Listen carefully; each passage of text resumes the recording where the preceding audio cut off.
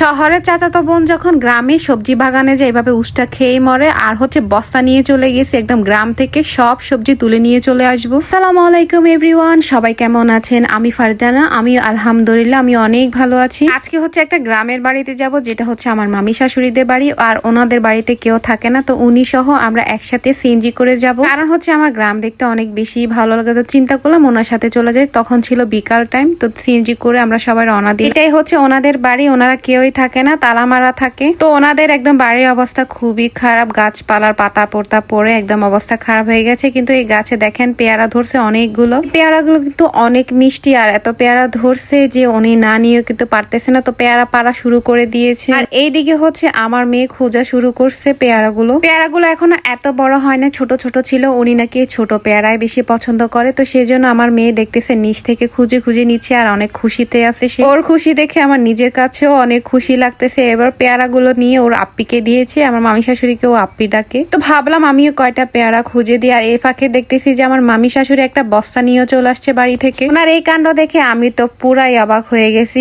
ওনার ব্যাগে ভরে এই বস্তাটা নিয়ে এসছে। আসলে এটা বস্তা না, এটা বাজারের ব্যাগ বলা হয়। তারপর ওনাদের বাড়ির পাশে ওনাদের সবজি ক্ষেত, ওখানে ওনারা কি টুকটাক সবজি করছে, যে ওনারা বোনেরা যে যারা বেড়াতে আসে তারা একটা দুটা সবজি বাগান করে যায়। তো এখানে আমি দেখলাম লম্বা লম্বা বেগুন, তো মামিকে বললাম যে মামি এগুলো আমি নিয়ে আপনি আমাকে একটা ভিডিও করে দেন সুন্দর করে। এই বেগুনের নাম কি আমাকে কিন্তু কমেন্ট করে জানাবেন। এখনো পর্যন্ত এই বেগুনের নাম কি আমি নিজেও জানি না। আমি বেগুন ছিঁড়তেছি গাছ থেকে, আর আমার মেয়ে বস্তা ধরে দাঁড়িয়েছে, বলতেছে মামি দাও এখানে নিয়ে ফেলি। মানে কি একটা অবস্থা। আমরা যখন অনেকদিন শহরে থাকি, গ্রামে গেলে গ্রামটা দেখতে একদম পাগলের মতো হয়ে যায়, একদম পাখির মতো শুধু ছুটতে থাকি। এই গাছে অনেকগুলোই বেগুন ধরছে, তবে সবগুলো ছোট ছোট, যেটা একটু বড় ছিল, তো আমি ওইটাই নিয়েছি। এই যে দেখেন আমাদের মা মেয়ের অবস্থা, আমরা বস্তা ভরে ভরে সবজি নিয়ে যাচ্ছি। কি একটা অবস্থা। আসলে এগুলো খাওয়ার জন্য না, এগুলো নিচে যে এত ভালো লাগতেছে অনুভূতি কি বলবো আপনাদেরকে, বোঝানোই সম্ভব না। আর গ্রামের দৃশ্যটা দেখেন, পাশে জমিগুলোতে হবে ধান চাষ, আর এই পাশে এখানে সবজি বাগান। এখানে কিন্তু অনেক রকমের সবজি করা হয়েছে, তবে সবকিছু কিন্তু আমার মামিদের না, অন্যদেরও আছে।